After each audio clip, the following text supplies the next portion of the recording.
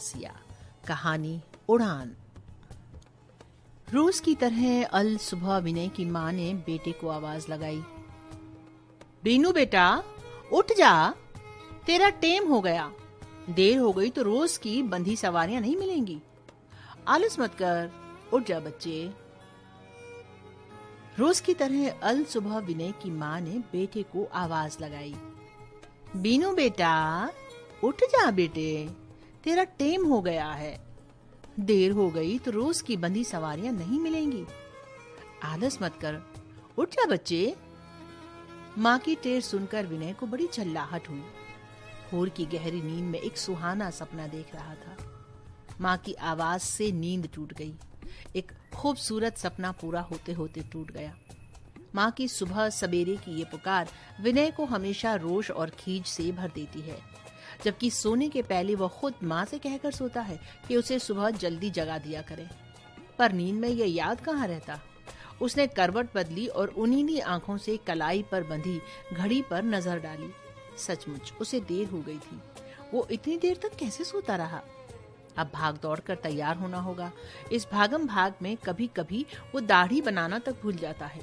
उसे याद तब आती है जब अपने टेम्पो में लगे नन्हे से शीशे में अपने को निहारता है, सीट पर बैठे बैठे।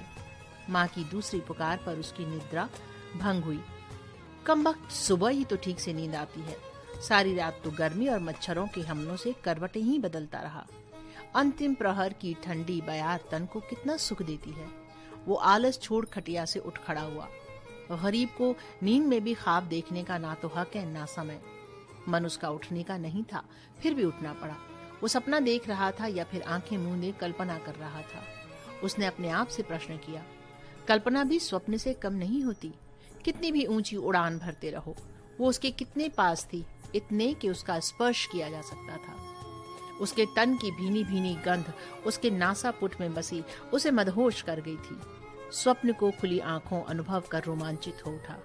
इस तिलिस्मी दुनिया में कुछ भी नामुमकिन नहीं है। क्या पता उसकी अभिलाषा साकार हो जाए। अपनी बेहुदे ख्याल विनय को बहुत बेमानी लगे। वो एक सेंट्रल स्कूल में पढ़ाने वाली अध्यापिका और मैं एक टेम्पो चालक, जिन्हें इज्जत की नजर से कोई नहीं देखता, केवल एक मवाली ही समझा जाता है।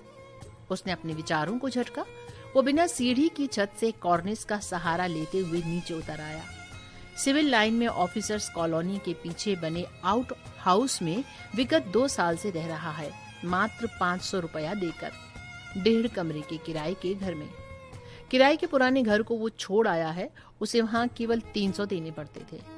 शहर का वो मकान उसे बिल्कुल पसंद नहीं था, खासकर आसपास का वातावरण। यहाँ ऑफिसर्स कॉलोनी में उसे बेफिक्री थी कि उसके भाई बहन अच्छी सोहबत में रहेंगे। सारे परिवार की फिक्र अब उसे करनी पड़ती है। कितनी जुगाली करे अतीत की। जब वो इंटर में था, पिता की मृत्यु हो गई थी। उनकी बीमारी गांव की जमीन और मकान भी ले गई थी। उन दिनों वो भोपाल में पढ़ रहा था। पिता चाहते थे कि उनका बेटा पढ़ लिख कर अफसर बने।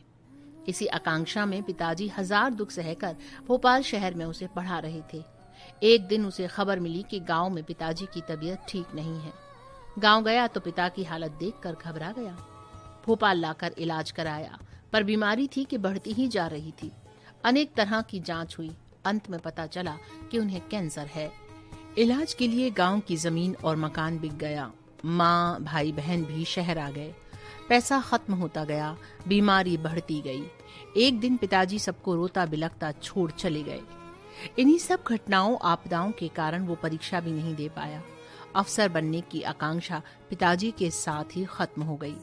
घर के 4 प्राणियों के भरण पोषण का भार अब उसी पर था। मेहनत मजदूरी और ट्यूशन आदि से खर्च पूरे किए। बाद में बैंक से लोन लेकर ये टेम्पो खरीदा। इसी से घर चल रहा है। नित्य कर्म से निपटकर वो तैयार होने लगा। खूंटी पर टंगा पैंट और कुर्ता उठाया। भला हो राजेश खन्ना खा, जिसने ये फैशन चलाया। उसके फटे छिने पैंट लंबे कुर्ते में ढक जाते हैं। माँ द्वारा तैयार टिफिन उसने झोले में डाला और मैदान में खड़े टेम्पो की तरफ बढ़ गया। घड़ी पर नजर डाली और गाड़ी की रफ्तार तेज कर दी। कहीं वो निकल गई तो उसका सारा दिन बेकार हो जाएगा। टेम्पो स्टैंड की ओर समय से 5 मिनट पूर्व ही पहुंच गया। काफी तेज रफ्तार में भगाई थी गाड़ी। दूर से आती हुई वो दिखाई दी, उजली धुली धुली कोमल जैसे कोई हंसिनी। विनय की बुझी बुझी उदास आंखें उसे देखकर चमक उठीं। कुछ सवारियां पहले से ही इंतजार में खड़ी थीं।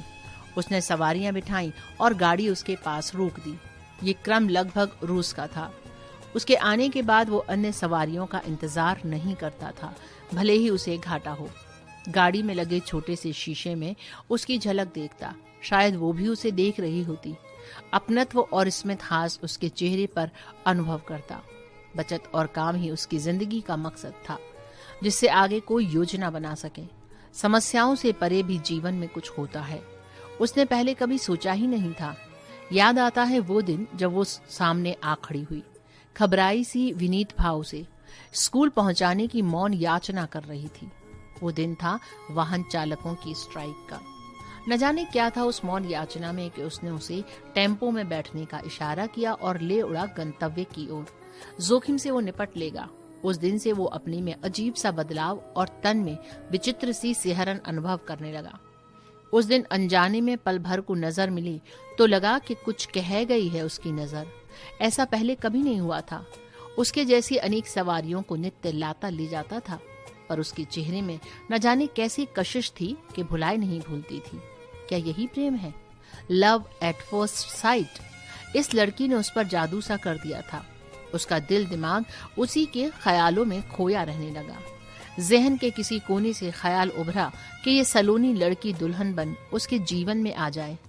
न जाने क्या हो गया था उसे कि दिन रात उसी लड़की के बारे में सोचता रहता, जबकि उसके बारे में वो कुछ नहीं जानता था। क्यों प्रेम करेगी, क्यों विवाह करेगी वो इस फटीचर से, जिसके पास कुछ भी तो नहीं? हाँ, उसकी सूरत ठीक ठाक है, ये जानता है वो। पढ़ा लिखा है, ये शायद समझ गई होगी वो।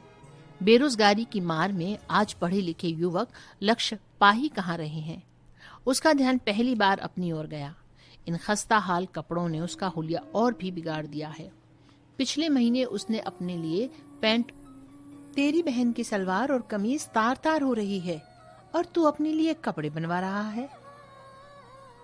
तब उसे लगा सब स्वार्थी हैं, माँ भी। दिन रात इन लोगों के लिए खट रहा हूँ। उसके मुंह में कड़वाहट घुल गई। लगता है रिश्ते के नाम पर वे सब जिन्न हैं, जिन्होंने उसकी सारी जिंदगी तबाह कर दी।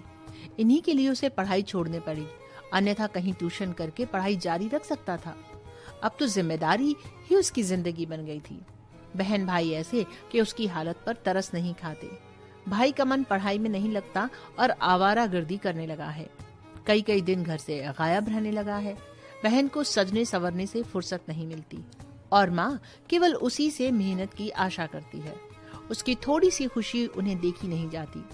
भाई बहन और माँ के खाने पहनने के फिक्र में ही समय खिसक रहा था कि वो आई और जीवन के अर्थ बदलने लगे।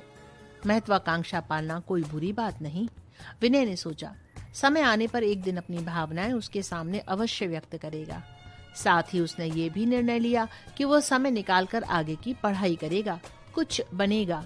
कुंदन बनने के लिए हालात की भट्टी में अपने को तपाएगा, मेहनत करेगा। हसरतों आरजुओं को व्यक्त करने का समय अभी नहीं आया है।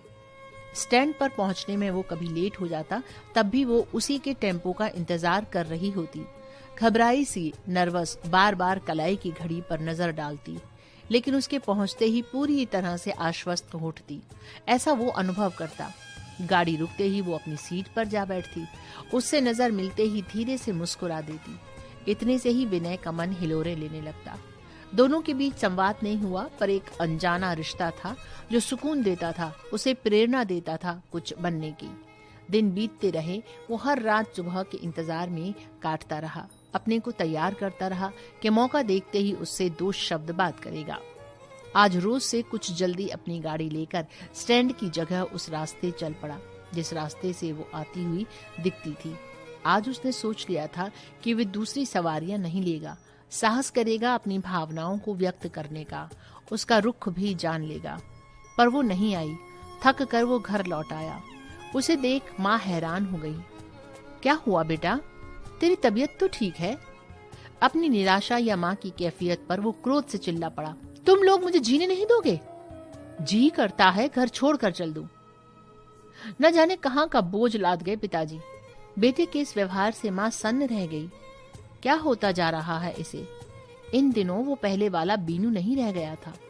हफ्ते भर से नहीं दिखाई दी वह, तो विनय के मन में तरह तरह की शंकाएं उठने लगीं। कहीं बीमार तो नहीं हो गई? कैसे पता चले? वो तो उसका पता ठिकाना जानता ही नहीं। यदि जानता भी होता तो किस हक से मिलता उससे? वो अंदर ही अंदर खुद से लड़ता रहता।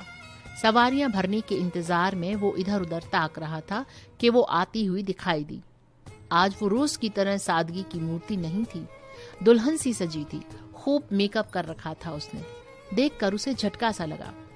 उसे तब तक देखता रहा जब तक कि वो सीट पर अन्य सवारियों के साथ बैठ नहीं गई।